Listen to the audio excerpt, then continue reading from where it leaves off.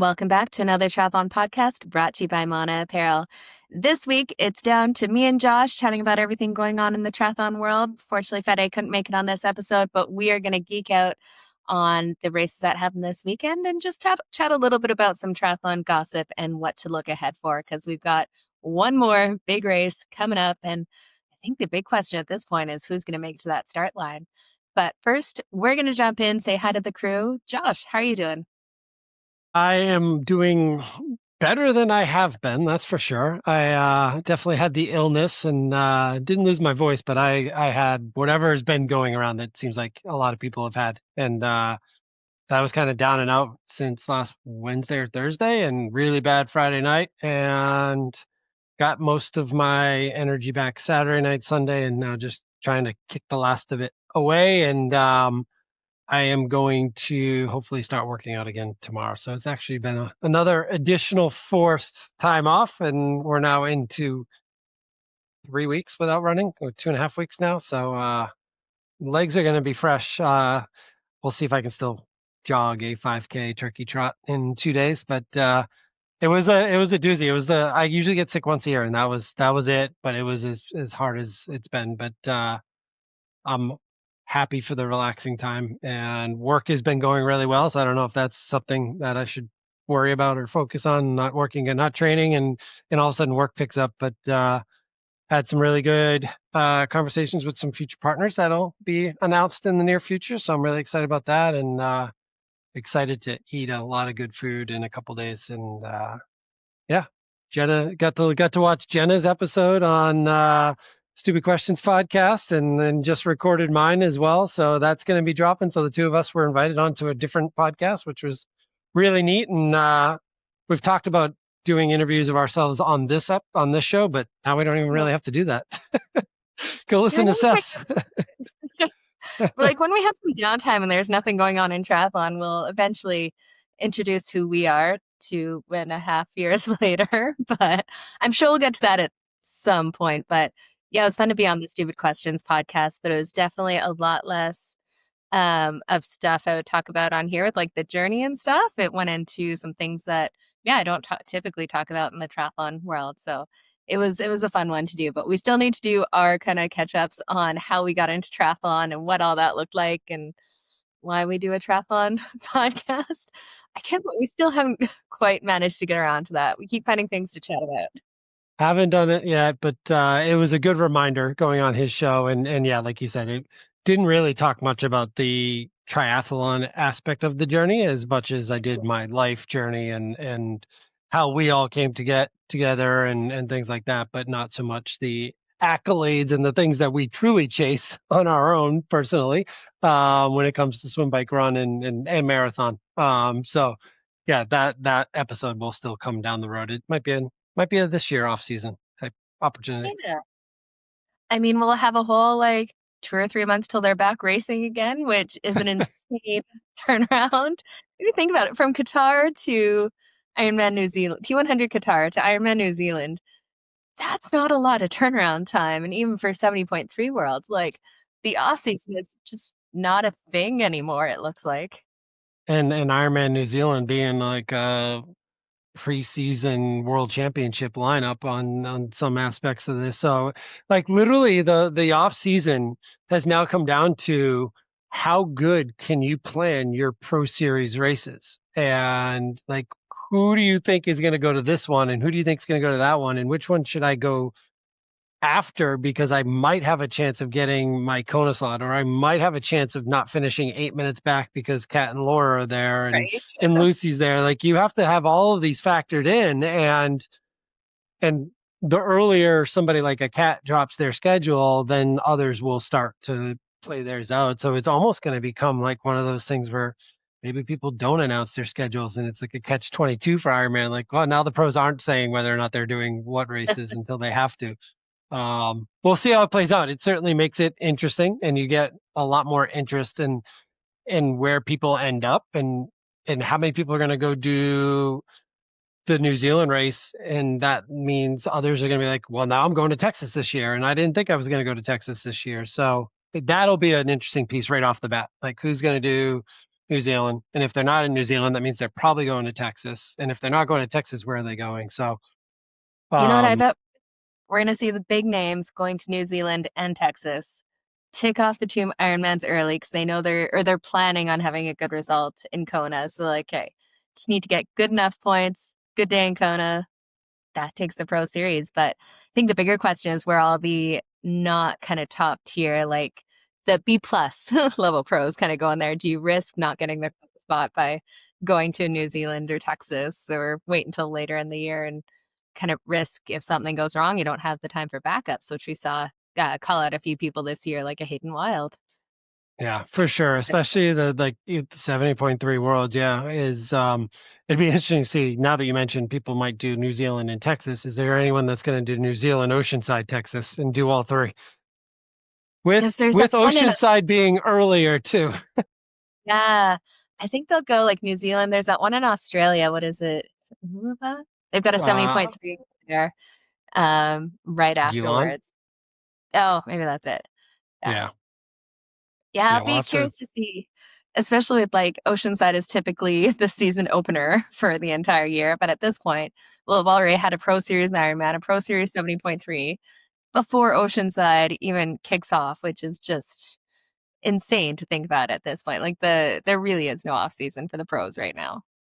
Yeah. So what? So if we're looking at these first two Ironmans are March 7th and April 18th. March So 7th. That is 5 weeks apart, right? Roughly 5, 6 weeks apart there, with Oceanside only 3 weeks after Ironman New Zealand. 70.3 Geelong is 2 weeks after Ironman New mm, Zealand. So yeah, they'd be over there, but they'd be dropping a 70.3 right again 2 weeks later, or traveling across the world and doing a 70.3 in Oceanside and then heat training for Texas a month. No, not even 3 weeks later. Again, because Texas is early this year with April 8th, 18th. So that's a week early. So they moved everything up a week, it looks that like. is crazy. So yeah, there's still only 3 weeks between Oceanside and Texas. I thought we were going to have an extra week there. But no, we don't. Yeah, and that new Aix-en-Provence is going to be another big one. That was a big one last yeah. year. Oh, all the Europeans for sure. This year is gonna be absolutely insane. It's just yeah, it's crazy to me how early it starts, but it's kinda nice this year we're gonna have it end earlier too. Kona is gonna be the end all be all, the way it should be, having the Pro Series crowned in Kona at the Ironman World Championships, and hopefully keep it interesting through the year so that it is, unknown or not locked in until Kona this year. That'd be the ideal situation. That is going to be nice to finish in October for the Ironman Pro Series and have that play out. Yeah, just because of the amount of points, you're not going to really know until then, just based on somebody needing that third Ironman. That those points won't even be part of the system yet. Sometimes you can have somebody already have their full 70.3 points going into Worlds as well. So the it'll be certainly interesting. We're gonna have to start looking at like who's already qualified for 70.3 Worlds too, because Yeah, that's if been happening for a if, while now. if they're not, then the 70.3 Pro Series races might not be the way to do it, and then they're taking time away from the actual Pro Series, and it all factors in like when you race and when you don't, because there's only Oceanside and what is it, Penn State, Happy Valley in Pennsylvania Right, yeah. that we have on the 70.3 side. And then I don't know if Boise is before or after the cutoff, because I know Lake Placid's usually kind of like that last week. Boise's a week after that. So that would be so there might only be two North America opportunities on the Pro Series for the 70.3, unless Boise is there before the cutoff. Yeah, because I know usually like Ironman Calgary 70.3 is the third weekend or last weekend in July kind of time frame. That always goes for the next year. So if it's And before, Boise's that last weekend in July 25th. yeah, then that would go for the following year. Yeah. So So there's only two North American 70.3 Pro Series races with Oceanside and then Penn State. yeah, no, fair enough. But there are a bunch of other pro races that people, if they're not chasing the Pro Series, they can get their 70.3 World Champ slot at. And I'm sure we'll see a few of those being more interesting. But yeah, I guess that's the debate now. Like, what? if you're on the cusp of that Kona qualification, that 70.3 worlds qualification, it's like, okay, do you try for the Pro Series and risk not getting that Kona spot, which, Uh, you know, we didn't see a ton of people actually complete the 3 Ironmans and the 2 70.3s. Honestly, I thought it would be a lot more. Yeah, Especially then on we the actually, female side. I think it was more on the female side that were ranked in the higher rankings than expected, right? Then usually you would see 3 and 2, 3 and 2, 3 and 2, and it wasn't the case. yeah, and I think that's where we're gonna see some people if they really kind of take advantage and just like even if you're not that like top 10 pro athlete, there's definitely room to get into that top 10 in the pro series if you chase down the right races. If you go to a New Zealand or a Texas, then you're probably going to be bleeding points the entire time. But if you go to, is it Sweden is later in the year, the race in August, there's an Ironman. This, There is, yeah, so Zellum, so that's 70.3, the Kalmar, yeah, in yeah, Sweden, go something which like was that Sweden. first one that was the crossover of the new age group rankings. Yeah, totally. So if you do something like Sweden, then you've got a better chance of that Kona qualification because it is so close at that point. But kind of makes it tough around the Pro Series if you wait to that point, and then if things don't go to plan, you're out of options. Yeah, August 15th to October 10th doesn't give you much time or leeway, but it does give you the opportunity to qualify for the current year. And it also is the following year, I guess, as well, too. So another option there. Um, yeah, very interesting to see how it's all going to play out because I think there are a lot more eyes and this conversation's even happening because of everything that happened in Dubai and what's happened with the T100 and more people we're hearing are starting to look at the Pro Series as opposed to just where they can go race and qualify. It's actually become a thing, and people are like, "Wow, Kat Matthews is really rich in 2 years," and It's been good how do for I her. get some of that? Right? Well, even like a Jackie Herring, like she's probably Yeah, she's made almost like 200 grand through this thing too. And it's just that consistency, that durable, consistent athlete that shows up and yeah. has solid results is Christian really, Hogenhog, 2 years in a row, third place. I mean, man, it definitely is making a difference there. And I think, especially with the T100 switching things up to not having contracts anymore, and they'll only be, was it 4 men's races, 4 women's races, and then the grand final.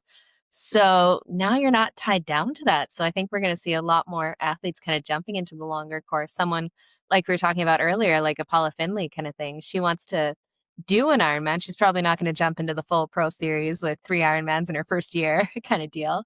But she can still do some of the T100 races not being under contract and try the Ironman. And if she qualifies, go to Kona and it doesn't all conflict or kind of come up against each other like we saw this year. I think like you mentioned Paula, and we talked about this off the air before we started chatting, and there's a number of things we can go down that route on, but if she doesn't race in Doha at the grand final, that's going to impact what she does next year too, because it'll knock her out. If she doesn't race, it'll most likely knock her out of the first race top 10 next year. And where does she sit in the challenger rankings and the rankings to fill in as a slot? And Confusing.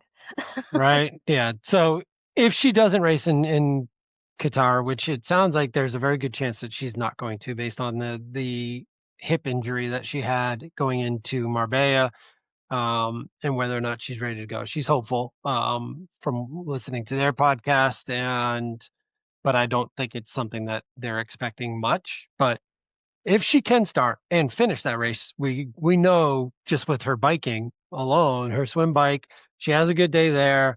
She can hold on to the run and maintain that top 10 spot, which really the battle in the women's field is all across the board. The men's is more like, all right, the top's not so much a battle, but that 7 through 12 and then again like down in the 20s, 15 to 20, it gets uh, interesting again too. But those top 10 spots are going to make it very interesting when we get to Qatar.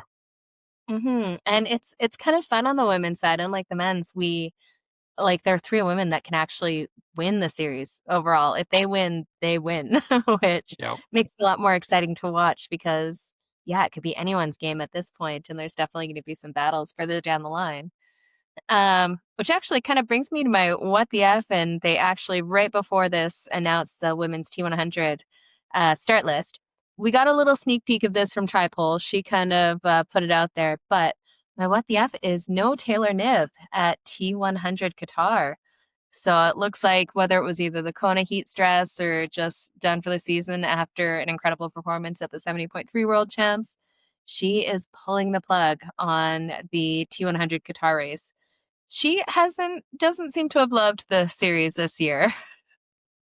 No, and she's done what, 3 races out of the 5 that she was supposed to do. So certainly her and Paula are at 3. And that's interesting too for Paula Finley. If she does show up, there's another person who's she could leapfrog or other people can Yeah, drop true. go ahead of. So that would have an impact. Um, would have to take a closer look at who is on that start list that we were looking at earlier. But yeah, Taylor's just not really somebody who's interested in the T100 this year, and it doesn't sound like her agent is too worried about it either. With everything that she's trying to tackle in its Kona, and how do I overcome those last 3 miles? I am so happy she's not going to T100. Like, just because I love Taylor Knibb and she could have such an incredible season next year. And it definitely seems like it's the time for her to kind of take a step back and rest. That turnaround from what happened in Kona to racing 70.3 world champs is definitely, I think, long term better for her to rest. And triathlon is a better sport with Taylor Knibb in it with yeah, everything she has to offer. She's just entertaining to listen to, but you really see that high performance too. And you wonder too, because Marbella wasn't hot by any means. It was actually almost pristine, right? Perfect conditions for racing and the ideal running temperatures that we talk about when it comes to world champs. So in order for her to recover from Kona, there wasn't, and Lucy, not as much of an issue going to Marbella. But when you go to Qatar, the heat and everything that's going to factor in there, and we all know, look at Emma Pallant Brown. I mean, every time she touches a tarmac with heat on it, it's a concern. So the repetitiveness of that injury That is exposure. something that you have to be more concerned about, and you wonder how big of a factor that is. And if this race was elsewhere in a better climate, not as warm, would this be the same decision that they would be making? Probably not, would be my guess. Yeah, so let's take a look at who's actually confirmed to be racing at this point or who should be on the start line. We got Kate Waugh, Julie Duran, Lucy Charles Barclay, Ashley Gentle, Jessica Learmonth, Lucy Byram, Hannah Berry, Paula Finley, Taylor Spivey, Ellie Salthouse, Lisa Perderer, Holly Lawrence, Hannah DeVette, India Lee, Grace Beck, Georgia Taylor Brown, Sarah Perez Sala, Carolyn Pohl, Leanna Bissig, Megan McDonald, Lizzie Rayner, Els Visser, Marlene DeBauer, Kaidi Kavoja, Dee Dee Diedrichs, and Imogen Simmons. That was another interesting one. We didn't see Imogen Simmons back racing this weekend in, was it Phuket she was supposed to jump into? Yeah. The kind of long awaited return. It sounds like she got some food poisoning right beforehand and didn't end up racing. So yeah, I was wondering to see what happened with her results, and then it was the Georgia Taylor Brown show again, as expected. But it would have been interesting to see Imogen going into this race, and like, you want to talk about somebody with fresh legs. So I threw out a comment then saying, what if Imogen wins? I mean, that's exactly what the T100 does not want to deal with right now. Oh my goodness. Yeah, let's take a look at usually we don't talk about those races, but the Laguna Phuket race has I love that race so much. I did it a couple years ago now, and I'm planning on going back next year to do it again, or at least to do the duathlon because that water is kind of nasty. Yeah, like what races does it have for age groupers to do? Yeah, I'm not entirely sure. I know they have like they've got an odd distance. It's not quite Olympic distance race. They also have the duathlon. I think they might have a sprint as well. But last time I did the duathlon because I just love to suffer with the duathlon. It's Yeah, so good. And again, the water is really weird because it goes from salt water and then you run over into fresh water. And so that like changeover people find really, really yeah. tough. And then the bike course is kind of It it's flat-ish rolling for most of it, but then the last few K, you get like this monster climb with crazy pitches that just makes the legs burn. But more than oh my goodness, there's this one hill where you're like going up and you kind of go around this corner thinking you're hitting the crest of the hill and it goes up even steeper. You're just like, oh my God. I went down there and I was training with some friends that train with the Jurgen Zach crew down there. He's like a staple of that place. And we did like a training ride up that thing. And I had just come in kind of jet lag, not used to the heat at all. It's also super hot and humid, which adds more fun. But I thought I was going to die on this climb. We didn't do the whole lead Jet in. lag buster. Jesus. Oh my God. I was like terrified of this race after that, but I already signed up and committed. But I was going the whole race. I played like the first three quarters way too easy because like that climb just hurt the first time I did it. It wasn't as bad on race day, but that was probably a lot of I took it way too easy on the bike going in. But I was in the lead and had a decent lead, so I was kind of like, okay, I know I can outrun them at the end, so I can take this a little bit easier and see what Yeah. happens in You the were climb. racing. Yes. Trying to do that way. But it was so fun. I got like a lead moto because I was doing the duathlon and it was first there. So I got a lead moto to, like, yeah, show me all the streets. But you go through these really cool little towns and stuff. They've got a ton of like school children on the side cheering you on and bands and it just the whole community kind of comes out for this race. But the things to be prepared for, the big hill and climb that is brutal in the heat and humidity. That second run gets incredibly hot. Yeah. That's the only time I've ever like had my quads threaten to cramp during a race. It was I can't remember how hot on the day, but yeah, it was absolutely insane. But they have the best like one support on course, but they do a great after party. Like the award ceremony is actually like a big outdoor banquet, tons of food, drinks, a big stage setup. They celebrate everyone like you're the That's overall amazing. kind of thing, right? And they got music and like everyone just gets into the mood of it. So it's a really fun race to go out and do. Definitely do some heat prep because that is the hard part. But Phuket's amazing to visit. Once you're over there, it's so cheap. I was getting like $12 massages on the beach every day. And that's $12 Canadian. So it's like pennies in American dollars. But yeah, that's definitely been one of my favorite races to go do. And there's a ton of people that do it, right? It's one of the largest triathlons there is in the It's world too, I think. massive. Yeah. Yeah, tons of expats, tons of people from all over the place and stuff. Yeah, I'll be meeting a bunch of friends that I met through MX like years ago. They do it every year and train over there. So yeah, it's a And really, really Belinda was involved too this year, at least I know, and she's been yeah. going and doing the announcing and everything there too. Oh, she is so much fun. Dangerous at an after party, but so much fun. Especially But in like her birthday week too, apparently too. So oh my goodness. can't No, I imagine. and that was an absolute blast. Yeah. And Uh, what a not a bad pro race either. yeah, there's actually some big names. The name or the year I did it, they didn't have too many, but we had Georgia Taylor Brown taking the win, Nicole van der Kay in second, and Justine Gerard in third place. And then on the men's side, we had Taylor Reed in first, Josh Ferris in second, and oh my goodness, Rostislav Pevstov. Oh my, I got really good with the names of the T100. This one I just This one, yeah, the names got a little fishy because they were not recognizable, almost like the men's field in Cozumel too.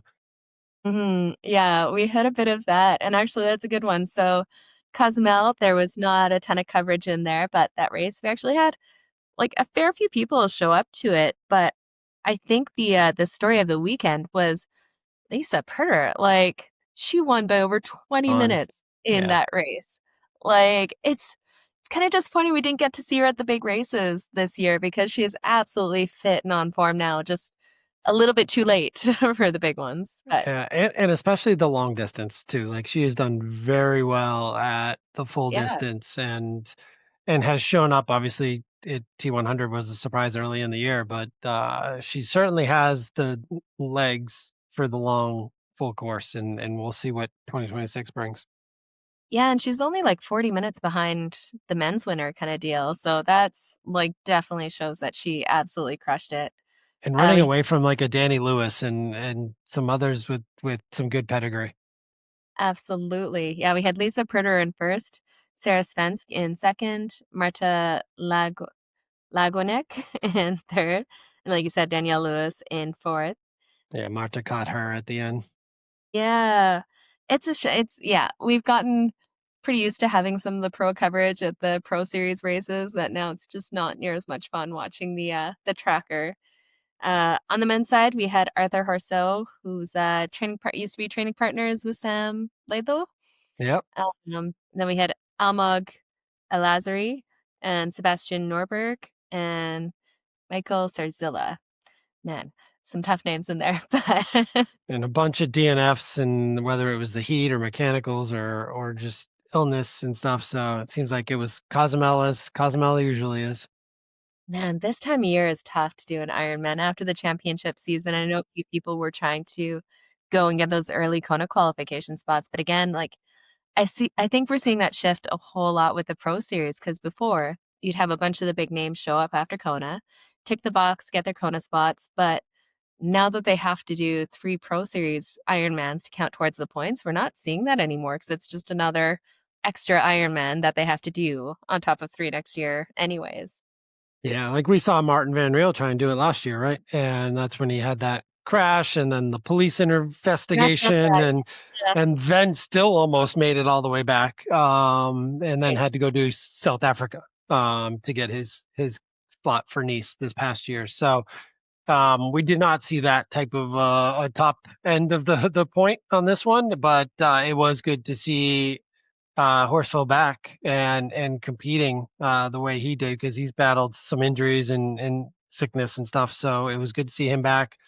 One of the first people I saw congratulate him was Sam Laidlaw, and he's clearly stoked to see his boy back. And that's, I mean, if you can throw down a time like he threw down there at that race, you're on good form and going into the next year, we'll see. But like you said, what's the next race that you're capable of doing, and how far down do you have to come before you go back up after a race like Cozumel? My big question from Cosmel is how's Lisa Pritter gonna back it up, right? So we only have a couple weeks until the T100 in Qatar, and she's just done an Ironman in a very solid time in there. She didn't jog around, although she could have jogged around to make that run. So I'm curious to see how she'll be able to back it up because the front end of that T100 Qatar race is going to be fast and furious with having a few names able to win the overall series. They're going to be battling it out for sure. Well, she already knows, and she's one of those ones. Look, that top 10 is in her sights without Taylor Knibb and potentially Paula Finley not showing up, and she's sitting in 12th, right? So by showing up and finishing gives her an opportunity. She's at 59 points and Taylor Knibb's at 90. So it would take a good day for her to get up there. But for sure, Paula Finley, she's only 7 points behind her and 7 points behind Taylor Spivey and 12 points behind Hannah Berry. So there's some real big clusters of females in that 6 to 12, 13, 14 spot. And who shows up and has a good day is going to make a move there. So yeah, she might not be on form, but she needs to be in like top 8 form, and Yeah, maybe have a that's solid day. possible. And then the DOMs will hit after that. Oof. I'm telling you, that long to short, that is just so much more painful than you expect it to be. At least as an amateur, these pros are doing such high volume that Ironmans don't beat them up nearly as much as they do us. But be curious to see how she turns around. And then, speaking of T100, they just announced too they're going to have a race in Spain, but in a new location. So it's going to be heading to Pamplona, Navarra, Spain in May. Some early racing there, but that sounds like it's going to be a beautiful spot. We just Yeah, don't know that the was women's race. yeah, that is very true. We do not know if it's a male or female race now that we're splitting up 4 and 4 until we get to Qatar next year. We know all of them are going to be there, but yeah, neat location. Hopefully one that when they're announcing these now stick and they hold on to. So again, is that trust built there? Is it earned? And I think that's to be determined still. Well, speaking of T100 races you can count on, the T100 Vancouver registration isn't going to be open for a little while, but actually I can drop it in the show notes. I've got a sign up link for anyone who wants to sign up for the Vancouver race early. I can personally attest, I know the two race organizations running this race, so it will happen and it will be as incredible as last year. It was actually ranked the number one in like customer satisfaction at that Vancouver race. And I'm so bummed I didn't get to do it because it was absolutely spectacular. Like the location is incredible. And like I said, I know the team doing it, and they are the ones who do like all of the world championship events in Canada. So they know how to make it stick, we'll say. So that will absolutely happen. Yeah, it's a beautiful part of the world I definitely want to still get to, especially after getting the teaser of being in the Pacific Northwest and being in Oregon this past year to race. So yeah, hopefully get that one on my calendar at some Definitely come point. over to Vancouver. Just not this year. I started looking at flights for like London and Tokyo Oh, and fair. Nice and like all these things that I haven't touched my points on Delta with. Those are going to be gone in the next couple of days. Like, all right. So, yeah, trying to Sure. find our way around the world next year. Yeah, it's gonna be a bit of that. I need to figure out my own race calendar next year. I don't quite know what I'm gonna be doing there. The ones I've got, I think I'm gonna do Ironman Chattanooga so that I can do Nice 2 weeks later, Chattanooga, be an off season, go to Kona and enjoy Kona instead of racing it this year and then go back to, well, hopefully get the Kona qualification the following So year. So, Chattanooga is right before Nice Worlds. Is that what you're saying? no, So it's like, Nice first, and okay, then Chattanooga is like 2 weeks later. So, at the end. Okay. So the same, that's right. Chattanooga is the same week as like the Berlin Marathon, that end of September oh, timeframe. yeah, Yeah. So yeah, go you're going 70.3 into Ironman, which is doable, especially knowing that this 70.3 Worlds is probably going to be similar to Marbella with the climbing on the bike. And yeah, for you, it's great. For me, it's like, all right, I'll watch all the light guys go up the mountain and I'll be stuck behind and I'll fly down the mountain as much as I can and enjoy the run. And I think it's going to just be a big celebration and see what I can get out of myself for sure. But I'm gonna be swimming a lot. See, make sure that swim is as easy as possible. There we go. That's something I need to get back into. I'm finally back into training after like 3 weeks away. That whatever sickness I got coming back from Marbella just like knocked me out for 2 weeks. It Uh, was brutal. Lost my voice. I would try to spin at like 100 watts kind of thing. My heart rate would be at 160. I'm like, oh no, okay, that's not the right call yet. But finally back this week and moving and just my fitness that's has never been nuts. lower. I'm getting close to that point, but I think I'm still okay and still happy on where I'm at. But like I think my resting heart rate the other night was 82. Like and it was Oof. like and you know how you like have like sleep stress scores now, and like that was like normally 0 minutes or 2 minutes or maybe 8 minutes of sleep stress is a bad night. I had 9 hours and 34 minutes of sleep stress. It was like it was not even like registering. I was like, I woke up with a strain score higher than a number that I've had that Right. entire week. Like it was just not a good night's sleep. Oh, it's brutal. So, but my resting heart rate has come back down, which I figure like off of a sickness, sometimes it takes a while to come back. So I feel like I'll be okay when I start running again and just you start dealing with the parasympathetic and sympathetic and all that, and like it'll come back. But there's a lot of that drop off that you get after a big season and a big block and big race and things like that. So it's all part of it, and the fitness will come back a little quicker this time. Yeah. See, I've got a race in 9 weeks, so this was not ideal. Um, Gonna be bringing back the run volume, less so intensity, but bring back the run volume to get through there. But yeah, the fun. That's the thing with triathlon. Life will always get into the way, regardless. Even the pro athletes, we've seen that with sickness and stuff. But Glad it man, happened when it happened, though, for both of us, for the most part, right? yeah, no, it's definitely have to be on the other side of it mostly. And yeah, it was of course the week I lose my week or lose my voice. I'd like 5 podcasts. I'm like, I usually do one a week. Yeah. everyone wants to talk while I can barely talk. In the middle of Dubai, I'm like, Jenna, come on, we gotta hop on the podcast. No, can't do it, guys. Send a voice I note. can Yeah. text you. Yeah. Yeah, the voice note was. I AI should have said. voice. I definitely need to keep that voice note for later. Jenna, don't tell me you're sick. This is how you were before. Right? Has to be this level or worse. Not Yeah. record. Man, that was good. Your training's changing already though, right? It's I saw a few inches of snow in the backyard. Yeah, we got yeah, almost a foot, I think, yesterday. So we had our big like first big snowfall of the year. So definitely going to be a lot more indoor training. It's kind of you can train outside in the cold. Like I'll usually go outside to like -10 if it's just kind of aerobic easy stuff, but it's just before I used to be like, so I'm hardcore, I'm going to go out there, train outside all the time, be badass kind of thing. And I'm like, but why? Like, I don't have anything to prove to anyone.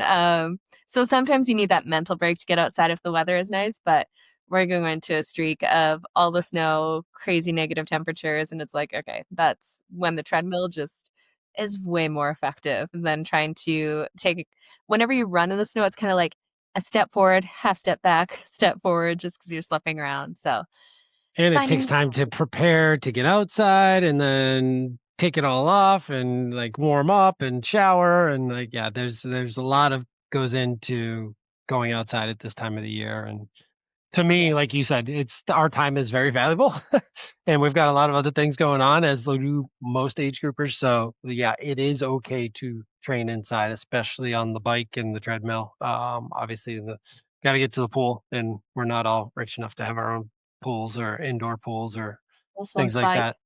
So swim spas, yeah.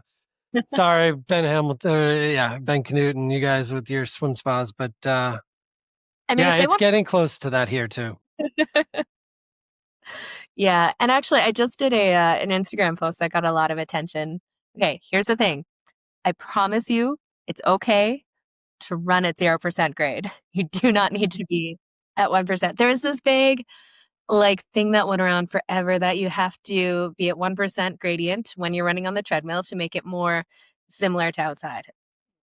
But the thing with this is they were testing it on very high level elite athletes who have impeccable form and resistance to breakdown where most of us don't have that same resiliency or form. And if you have that treadmill constantly at 1%, it's like running up a false flat the entire time. And I find most amateur athletes, one of the biggest things they struggle with is running form, where as they fatigue, they start to overstride, they start to heel strike. And those are the things are kind of the highest risk for injury when it comes to running. So if you're always at that 1%, that's a higher risk. And it also just loads up your lower legs a lot more. And if you're doing three sports and already have tight quads or sitting around all day with tight hip flexors, it's just really, you're much better off staying at 0%, keeping the cadence up, and just making it a little less injury prone on the treadmill, especially because you're changing up enough going from running outside to running inside on the treadmill. You don't need to add more stress to it. So it's a really great tool for getting the training in. And I promise you, you do not need to run up 1% all the time, period.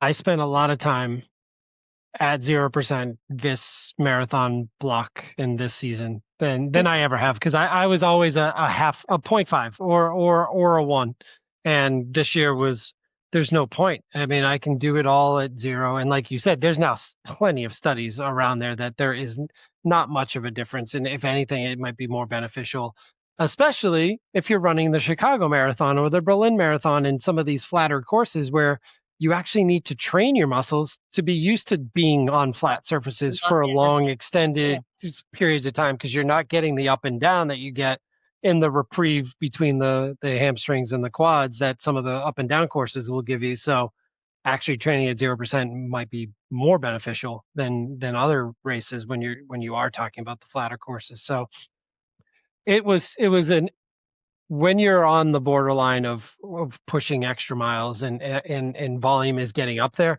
it why push it unless you have a specific hill workout? You're not doing 1% anyways. You better be at 5, 6, 7% if you're doing hill. repeats and things like that, and in short hill repeats. So I think 0% for me has been a golden thing. It's like I don't need any elevation on my treadmill. And that being said, so it's really good for the speed work. When I'm doing like the long aerobic stuff, lucky enough to have a treadmill that can go negative, positive, incline and stuff. So, and it'll do rolling courses where it's up and down and Nice. kind of changes that. So that's definitely on the more aerobic stuff, that's ideal that you're not entirely locked in. But yeah, that just steady, locked in incline the entire way, it's more trouble than it's worth. And it's just uncomfortable. We do enough training and stuff that makes us uncomfortable. An easy run shouldn't be another stress there. Absolutely. And then I just put on something good, podcast on the TV or Peloton Hmm. class or something like that, and zone out. And I try and do as much of it without music. That's the other thing. Like we talk about that, and as triathletes, and try and do as much of it without music. Even it's still mind-boggling to me how many athletes like you guys I see out there cycling with earbuds. And I was like, I that's just like second nature. Like I would never think about it. And but others, like for me, I sit on the TT bike for 4 hours with no music on, and maybe It's my maybe worst. uh, but come race day, it's a reward, and you get all this noise going on around you, and all these people going on around you, and it's like you're not looking for that music to back it up, and on a marathon, like I'll put music on a race day, and that's a reward there too, and then you get the crowd noise. So I do recommend training as much as possible without music and headphones. At least get some couple long sessions in so that you do get used to it, because in triathlon you can't be using it. Well, and coaches definitely have different opinions at time because I recommend the exact opposite. Be happy. Enjoy the training, make it a little bit easier. The mental toughness can come in other ways. But that's my own experience in there. Yeah, I find race day, it's just there's so much going on and enough to think about with fueling, staying on pacing and stuff like that. I don't miss the music at all. But man, going training would be a lot harder to get started if I didn't have music or a TV show or something, depending on where I am to go through with it. You don't like listening to the birds chirping in the virtual world? Nope. No, no, no, no. Maybe it's my ADHD brain, but like that Uh, is my worst nightmare, silence on a bike ride or trainer or something like it. Kudos, high fives. Nope. I can't even watch Zwift on there. Like I have Zwift running, but I have something on my TV because I need Yeah. outside distractions in there. I would lose my mind. Yeah, no, more often than not, I am going to have something on the TV. But sometimes I'll forget, or it's muted and I don't have the remote nearby or something like that. And like, all right, well, I guess this is the real test day. And it never happened to me. And, pause, stop, Yeah, ride, get off, totally. volume Yeah. up, Find it, make a way to find, make it find some Armin van Buuren and pump that shit up. I have like a little sound system in my pain cave, and like it's to the point my family doesn't complain anymore when I crank up the music or the movies or something to get through it. But to be fair, it's about 6 months of indoor riding here, so need to learn to not hate it. Yeah. We're getting there ourselves. We've had definitely some cold mornings, so the snow's coming, I would imagine, but it's been a little bit warmer this week, which is nice. But my bike's on the trainer, so once I start retraining, it's downstairs and inside. Sorry, coach. Doesn't matter if it's nice anymore. We're inside until It's the locked in. weather changes. Yeah. I'm not taking it back off again. I did molded my Bont shoes today, so Oh, those are ready to go with my Solstar insoles. So looking forward to some free watts there, and see how those feel on the bike. And I just got to get the cleats on correctly and make sure I get them measured out. So yeah, I'm excited for some winter training. It seems like I've been outside and go go go. Like it just seems like September, October, November have just kind of flown by, and it's like it's almost December. It's crazy. yeah. No, I love those Bont shoes. I've got mine. I've got a couple of pairs of them and stuff. They're definitely comfortable and narrow and all the stuff you need in there. I was working. I had them in the stove today. My wife's like, "What are you It feels so baking?" weird, right? Like this feels wrong, but they actually Uh, hold to your feet a little bit better. It's just, Took it it, feels, took them out, put them on while I was working. I was sitting right here. oh my goodness. I did get, I've got custom made insoles. They're actually the specialized ones there, but it's really cool from my bike fitter. They actually have like this foot mold machine kind of Oh, thing, and they heat them and mold the insoles to your actual feet. I cannot go back anymore because this thing is like perfectly fitted to my arch and just keeps my foot in the right position, which reminds me I need to get a second pair for another pair of bike shoes here. But I'm so spoiled for it now. I cannot go back. Just being able to feel the power transfer with nothing, like no flex in my foot like it did before. All those little things, little comfort things make a big difference when you're racing something like an Ironman where it just so much time training and racing. yeah, I'm looking forward to having these because I've had a decent pair of cycling shoes, but never something as good as these, and then the insoles as well. So I'm looking forward to it. All this gear talk reminds me that we might be getting a special guest on soon to talk about some gear and different items. So DC Rainmaker has been talking to us, so we're hopefully coming up with a date to get him on, and hopefully that'll be a different type of episode for everyone going into the holiday season. That would be really neat to hear what his take is on some of the equipment that he has been testing. Man, there's so many goodies. There's so many goodies and gadgets and all the fun stuff in Yeah, there. don't tell your wife you're going to listen to that episode. Don't tell your partner you're going to listen to that episode. See, I'm a triathlon coach, so honey, I need to get this stuff to Yeah, build my business. gotta tell Yeah, my athletes what they spend their money on. right? There we go.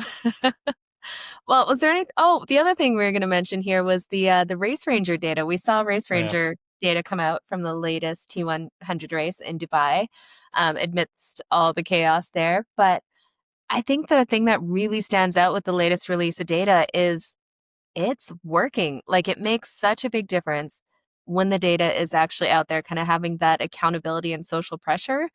We saw so much less drafting and so many kind of less time in and out of the zone than we ever have before. So, what do you think? Should we start seeing this from Ironman too?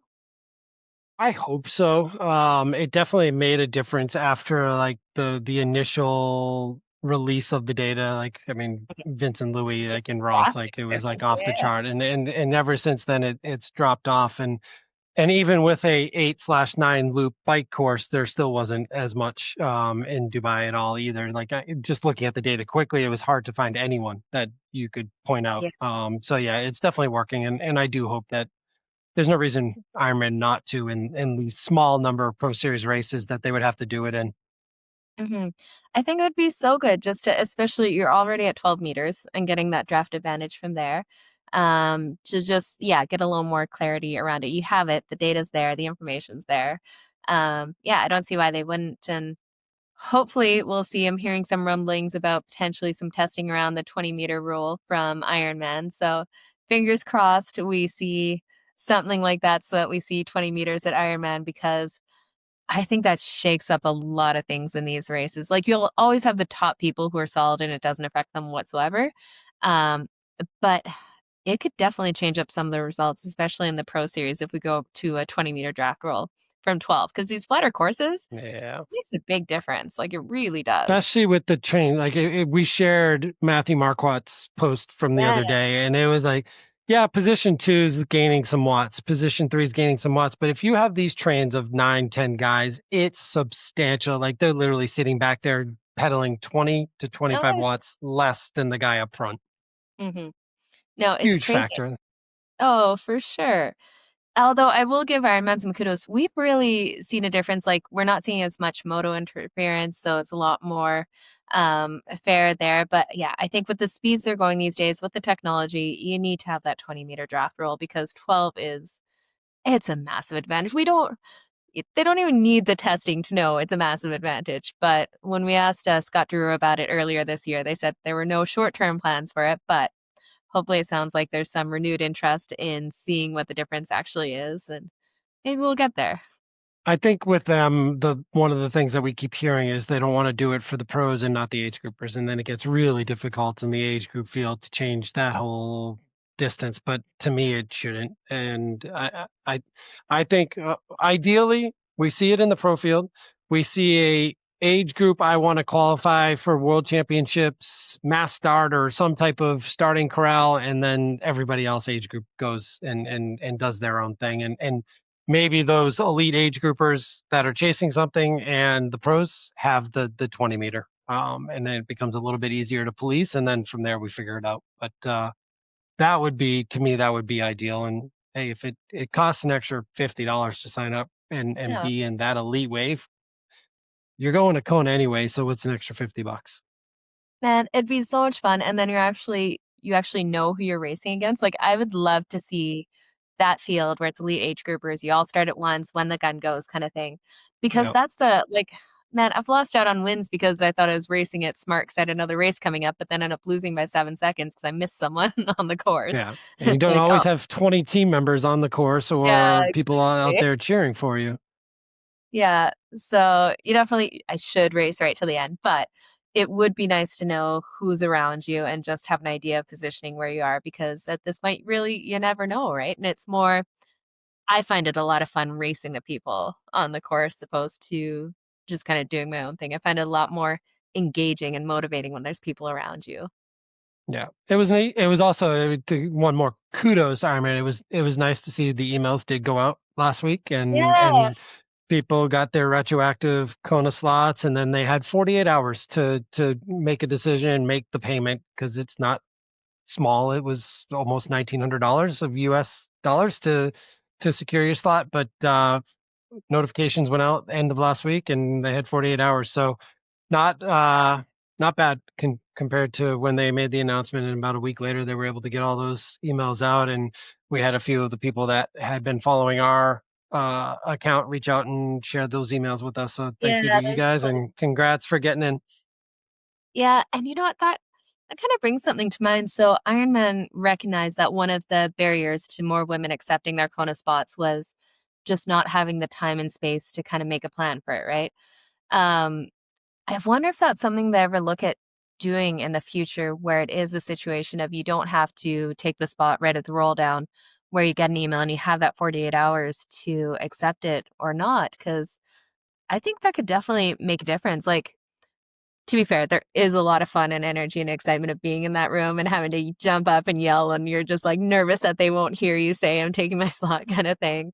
That's a really, really cool experience. But I think that's something that would increase at least the female participation or acceptance of those slots because it's all the things they mentioned. Lots of times the men are more likely to just say, screw it, I'm signing up, I'll figure it out later. And women are more likely to Yeah. have And traditionally. stick around a whole nother day, right? I mean, it's in the full distance, you're a full night extra. And yeah, you're probably not finishing till later in the evening anyways, but if you're qualifying for Kona, there's a chance that you could hop on a plane and get home that night. Or if you live within driving distance, that you could get out of there and get back. And they're hearing that from the females that they need to be back to their families. And there's all these different reasons, and not being able to decide $2,000 plus a trip to Hawaii and all these things. Like, does that make sense? And on the spot. So yeah, that would be interesting to see if anything ever gets there. I'm glad they did give them time to think about it on an email.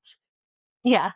Oh my, could you imagine if that went to spam and you see it like 3 It's days like you have later? 2 hours to secure your Oh my spot. Like that's the way it is at the Peloton like studios in New York. You have 2 hours to confirm, like if you get off the wait list. It was god. like, yeah, half the time I probably missed that email. Yeah. Oh, and it's one time, I almost missed going to Kona one time because it was Ironman Chattanooga the last time I did it, and with my flight timing, it was a race where they had, like, the Kona spots and they had some extra women for try slots, and basically, I had to get one of the regular slots because they do the women for try slots at the end. I wouldn't make my flight if I stayed around for the women for tries, so I had to, get a normal spot or else I wasn't going to Kona because I had to get back for a project, so it definitely makes it, Yeah. yeah, that'd make it a lot easier to schedule the next day. Yeah. Well, it's starting to work. You can definitely see more females qualified. I think there was like one age group where like all four or five of the girls on the podium Oh, qualified. wow. So Yeah. and that was down in Cozumel. So yeah, it's certainly making a difference with the performance roll downs now on the female side. Awesome. Well, we will definitely keep our eyes on that, and we know Ironman is as well, looking at what those changes mean. But Josh, is there anything else going on in the triathlon world that you wanted to chat about before we go? No, it's amazing that we made it to 55 minutes or so. Next to no race results is still always so much to geek out on. Well, have a good weekend, and I'm gonna go eat some turkey. Perfect. Sounds good. Have a good one. All right.